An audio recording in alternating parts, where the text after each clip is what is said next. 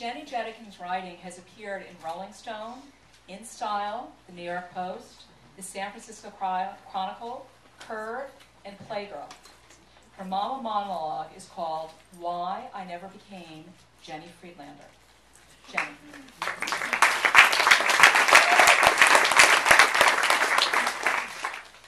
Hi.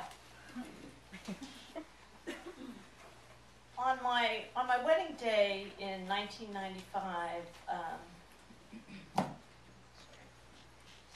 my father stood on the bluff above the Pacific Ocean in the northern California town of Bolinas and made a toast to the memory of my great-grandmother, Jenny Friedlander, who had been killed in 1943. My father was mentioning this ancestor because by my marrying Sam Friedlander, in my father's mind, I would become Jenny Friedlander and have the same name as my great-grandmother, a warm Russian woman who had given birth to 12 children before being shot before her time in Riga, Latvia.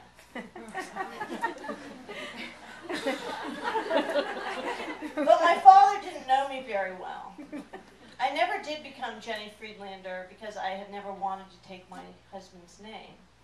In fact, we divorced 6 years later, but our partnership, forever entangled in the care and charge of our 2 growing daughters, lives on. I met Sam Friedlander while performing stand-up comedy in clubs in New York City in the early 90s. We were both working out our material in uptown dives and downtown low-rent haunts. He was French-Moroccan and liked to wear a long, bright orange raincoat in the winter. I knew that we were destined to spend more than a few years together when he told me the first morning he woke up beside me that from his vantage point on the opposing pillow, he could see big pores inside my ears. Our union was made more auspicious when we realized that we both had descended from Jewish ancestors from the same area in Riga, Latvia. It was a creative partnership, yet 6 years after we married, I shocked myself and my entire family by falling in love and moving in with a wealthy, married suburban woman with 2 kids of her own. 4 years later, I woke up on the floor of Sam's apartment. It was Mother's Day. My girlfriend, the wealthy woman, had thrown me and my kids out of her house the day before.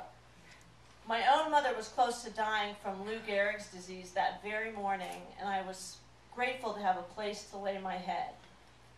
As I contemplated my next step, I stared at the primary colored, snap-together plastic shelving buckets next to me, which held assorted Polly Pocket pieces, crushed velvet American Girl doll dresses, and peeling Lincoln logs. I shrugged as I piled upon these shelves my sunglasses, tax returns, iPod charger, journals, credit card bills, and various small assorted knobs and pulleys of the life that had unwoven down the road.